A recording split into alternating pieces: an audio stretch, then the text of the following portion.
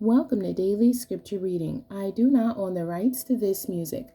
2 Chronicles chapter 5. This is the English Standard Version.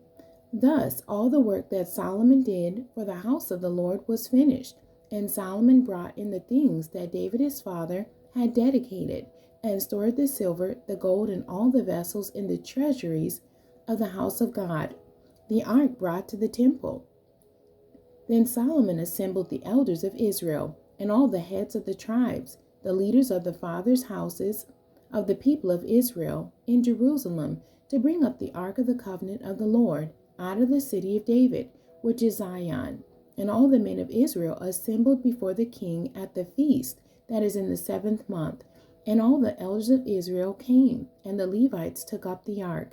And they brought up the ark, the tent of meeting, and all the holy vessels that were in the tent. The Levitical priests brought them up, and King Solomon and all the congregation of Israel who had assembled before him were before the ark, sacrificing so many sheep and oxen that they could not be counted or numbered.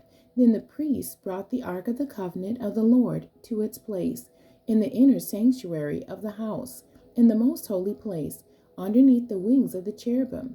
The cherubim spread out their wings over the place of the ark, so that the cherubim made a covering above the ark and its poles.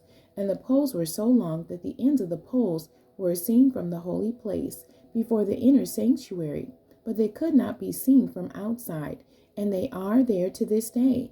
There was nothing in the ark except the 2 tablets that Moses put there at Horeb, where the Lord made a covenant with the people of Israel when they came out of Egypt.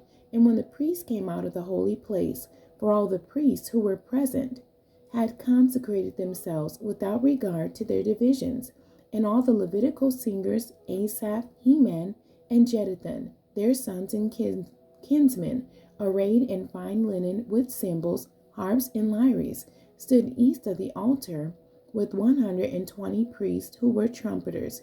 And it was the duty of the trumpeters and singers to make themselves heard in unison in praise and thanksgiving to the Lord. And when the song was raised with trumpets and cymbals and other musical instruments in praise to the Lord, for he is good, for his steadfast love endures forever. The house of the Lord was filled with the cloud, so that the priests could not stand to minister because of the cloud, for the glory of the Lord filled the house of God. The end. God bless you, and thank you for joining me today.